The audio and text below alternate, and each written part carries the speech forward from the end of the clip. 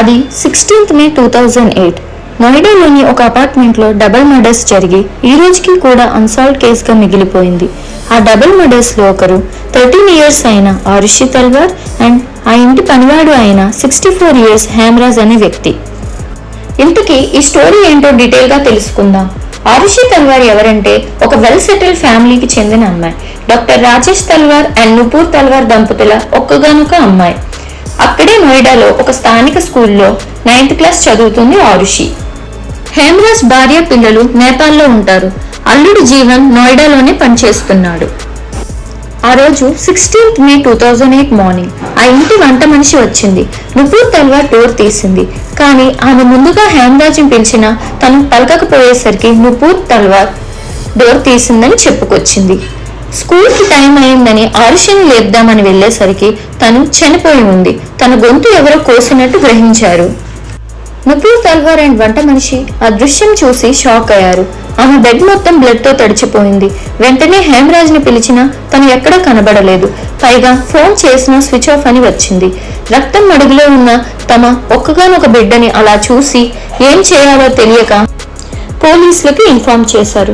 స్థానిక పోలీసులు వచ్చి ఇన్వెస్టిగేషన్ స్టార్ట్ చేశారు. ఆరుషి పేరెంట్స్ తమ కూతురు ఆరుషి చనిపోయినప్పటి నుంచి తమ ఇంటి పనివాడు అయిన హేమరాజ్ కనిపించడం లేదని, అతనిపై అనుమానం ఉందని పోలీసులకు తెలిపారు. అలా పోలీసులు హేమరాజ్ ని ప్రైమ్ సస్పెక్ట్ అనుకొని వెతకడం స్టార్ట్ చేశారు. అలా 2 days కి వాళ్ళ మేడపై ఏదో కుళ్ళిన స్మెల్ ని రావటం గ్రహించారు. పైకి వెళ్లారు. అక్కడ గేట్ కి లాక్ ఉంటే దాన్ని పగలగొట్టి వెళ్లారు. అక్కడ చూస్తే ఆ వాసన పనివాడైన హేమరాజ్ డెడ్ బాడీ నుంచి వస్తుంది. అతన్ని కూడా ఎవరో 2 రోజుల క్రితమే గొంతు కోసి చంపేశారు. ఆ తరువాత అందరికీ ఇంకా పోలీసులకి ఆరుషి పేరెంట్స్ పైన అనుమానం వచ్చింది. ఇంట్లో ఉంటున్న 4గురిలో 2 చనిపోయారు. ఇంకో 2 బ్రతికి ఉన్నారు. ఇక వంట మనిషి వారితో ఉండదు. అందువల్ల ఆరుషి పేరెంట్స్ ని ముందుగా అనుమానించారు. కానీ వారు ఆల్రెడీ కూతురు చనిపోయిన బాధలో ఉంటే ఇలాంటి నిందలు వేస్తున్నారని, తాము ఎలాంటి తప్పు చేయలేదని చెప్పుకొచ్చారు. అయినా పోలీసులు వారిని అరెస్ట్ చేశారు. మొదటిగా పోలీసులు ప్రెస్ మీట్ లో ఏం చెప్పారంటే, నుపూర్ అండ్ రాజేష్ ఇద్దరు చాలా బిజీ అయిన డాక్టర్స్ అని, ఆరుషితో అంత టైం స్పెండ్ చేయడం వారికి వీలు కాదని, సో ఆరుషి టీనేజ్ లో ఉన్న కారణంగా హేమరాజ్ తో చాలా సన్నిహిత్యంగా ఉండేదని, అతను ప్రేమగా చూసుకోవడం వలన అతనితో ఫిజికల్ అయిందని, ఇలా ఆరుషి హేమరాజ్ల ఫిజికల్ రిలేషన్ చార్నాల నుండి సాగుతుంది అని. అలా మే 15, 2008 రాత్రి రాజేష్ తన గది నుంచి హాల్లోకి వస్తుండగా అక్కడ ఉన్న తన కూతురి గది నుంచి ఏవో శబ్దాలు వినిపించాయని, అలా ఆరుషి డోర్ తెరిచి చూశాడు. అక్కడ ఆరుషి అండ్ హేమరాజ్ అసహన స్థితిలో చూసి షాక్ అయ్యి కోపంతో హేమరాజ్ తలపై గట్టిగా కొట్టాడు. అప్పటికే రాజేష్ మద్యం తీసుకోవడం వలన కోపంలో ఏం చేస్తున్నాడో తెలియక కొట్టాడు. అది ఆపడానికి ప్రయత్నించిన ఆరుషి తలపై కూడా బలంగా కొట్టాడు. ఇద్దరు స్పృహ కోల్పోయి కిందన పడిపోయారు. ఇద్దరూ ఒకే దగ్గర ఉంటే ఈ విషయం అందరికీ తెలిసి తమ పరువు పోతుందని భయపడి హేమరాజ్ ని మేడపైకి తీసుకెళ్లి గొంతు కోసి చంపేశారు. హేమరాజ్ బాడీని ఎక్కడికైనా తీసుకెళ్లి కాల్చేద్దాం అనుకున్నారు. కానీ వీలు పడక పైనే ఉంచి తాళం వేసేశారు. కిందకు వచ్చి ఆరుషిని కూడా గొంతు కోసి చంపేశారు. ఇలా అనుమానం రావడానికి ఇంకో రీజన్ ఏంటంటే, రాజేష్ తల్వార్ గదిలో ఉన్న వైఫై రూటర్ రాత్రి 12 గంటల నుంచి ఉదయం 6 గంటల మధ్యలో చాలా సార్లు ఆన్ అండ్ ఆఫ్ చేశారు. ఒకవేళ వాళ్ళు నిజంగానే 11 గంటలకే రాత్రి పడుకొని ఉంటే వైఫై రూటర్ ని ఎలా ఆన్ అండ్ ఆఫ్ చేస్తారు? ఒకవేళ నార్మల్ గా తెలివి వచ్చి ఆన్ చేసుకున్న ఆరుషి గదిలో జరిగేవి వాళ్ళకి వినిపించవా? ఆరుషి పేరెంట్స్ ని పోలీసులు కోర్టులో ప్రవేశపెట్టారు. ఇవే విషయాలను పోలీసులు కోర్టుకి తెలిపారు.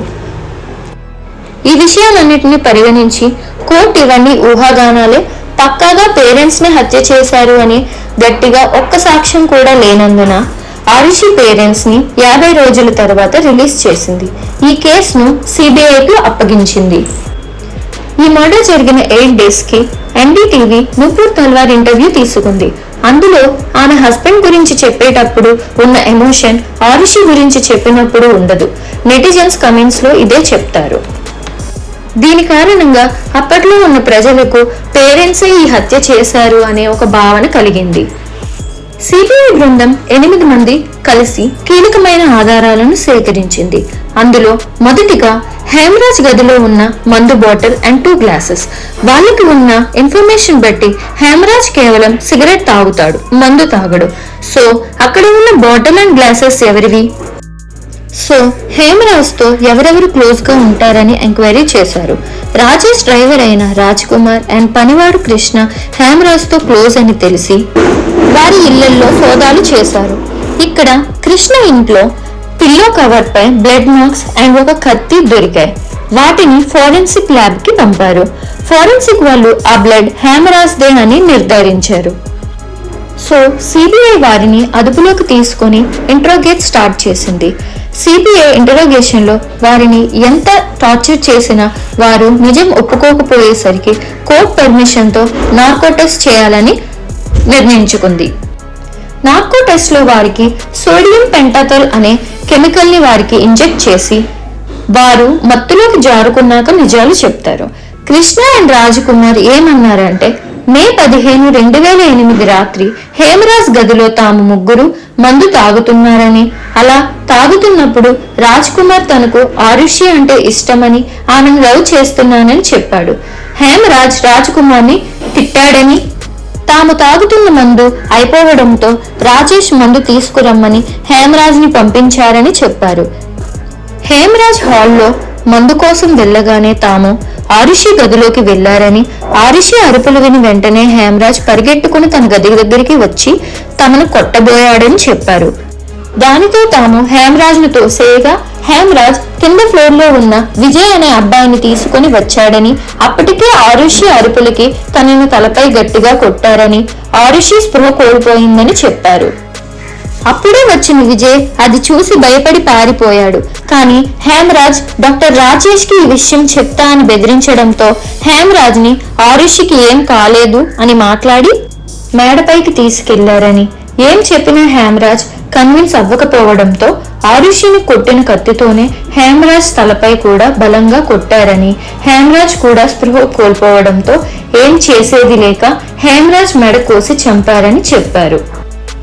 ఈ విషయం ఎవరికైనా చెప్తుందేమో అని భయపడి ఆరుషిని కూడా మెడ కోసి చంపేశారని చెప్పారు.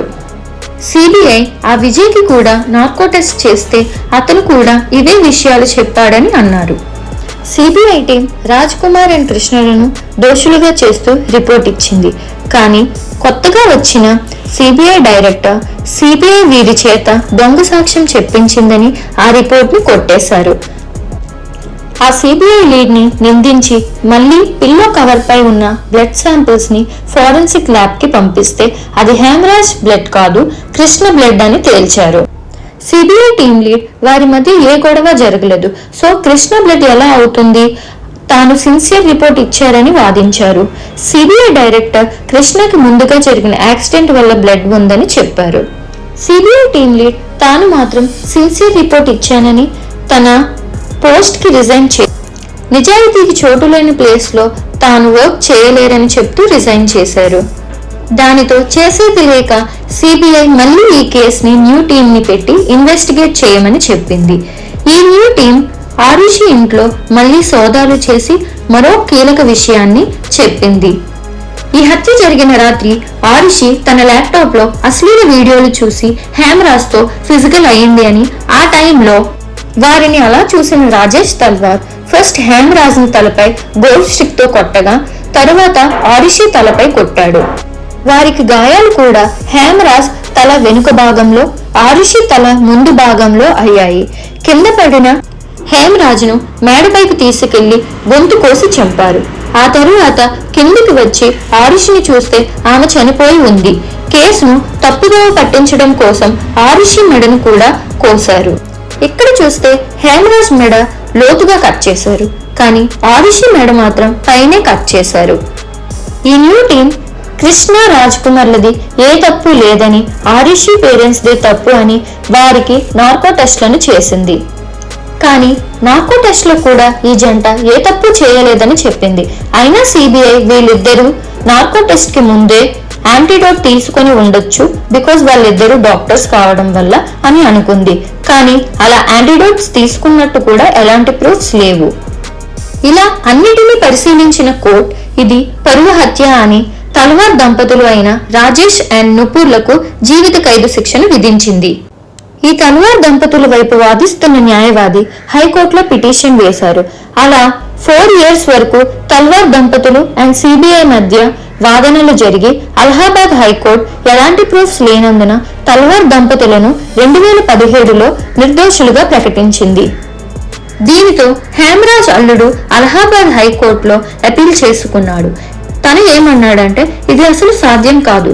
బయట నుంచి ఒకరు వచ్చి డాక్టర్స్ ని కాకుండా తన మావయ్యని చంపడం, ఖచ్చితంగా ఈ పని డాక్టర్సే చేశారు. సో వాళ్ళని నిర్దోషులుగా ప్రకటించడం అన్యాయం అని అన్నారు. వీరు జైల్లో ఉన్న 4 years వైద్య సేవలను చేశారు. సో విడుదల అయినప్పుడు 49,000 నగదును వీరికి జైలు అధికారులు ఇవ్వగా వీరు దానిని స్వీకరించలేదు. ఏది ఏమైనా ఇప్పటికీ ఆరుషి తల్వార్ కేసు ఒక మిస్టరీగానే ఉండిపోయింది. ఒకవేళ ఆ పేరెంట్సే ఈ హత్య చేసి ఉంటే వారికి తమ బిడ్డ చనిపోవడమే పెద్ద శిక్ష. కర్మ అనేది ఉంటుంది. కోర్టుకి ప్రూఫ్స్ లేకపోయినా కర్మకి అన్ని తెలుసు. సో అర్థమైంది కదా, తల్లిదండ్రులు ఎంత సంపాదిస్తున్నామా అన్నది ముఖ్యం కాదు, తమ పిల్లలకి ఎంత దాస్తున్నామా అని కూడా కాదు, ఎంత సమయం ఇస్తున్నాం, ఎంత ప్రేమను పంచుతున్నాం అనేది ముఖ్యం. ఎన్ని విధాలుగా స్టోరీ ఉన్నా ఆరుషి కంట తన పేరెంట్స్ దే తప్పు ఎక్కువగా ఉంది. ఎక్కువ వర్క్ లో పడి పిల్లలకు అతి ఫ్రీడమ్ ఇవ్వడం ఒక కారణం. ఇలా మరి ఏ ఆడపిల్లకి జరగకూడదు. ఏది ఏమైనా సరే ఇప్పటికీ కూడా అన్యాయంగా ఒక ఆడపిల్ల నిందను మోస్తుంది. ఈ కేసును ఇన్వెస్టిగేట్ చేసిన ఇద్దరు సిబిఐ టీమ్స్ రెండు స్టోరీస్ చెప్పారు. వాటిపైనే మనకు మూవీస్ ని తీశారు. ఇర్ఫాన్ ఖాన్ నటించిన తల్వార్ అనే మూవీ అండ్ మన అర్జున్ నటించిన కురుక్షేత్రం అనే మూవీస్ యూట్యూబ్ లో అవైలబుల్ గా ఉన్నాయి. వీటి లింక్స్ నేను డిస్క్రిప్షన్ లో పెడతాను. ఈ స్టోరీపై మీ అభిప్రాయాన్ని కమెంట్ లో తెలపండి.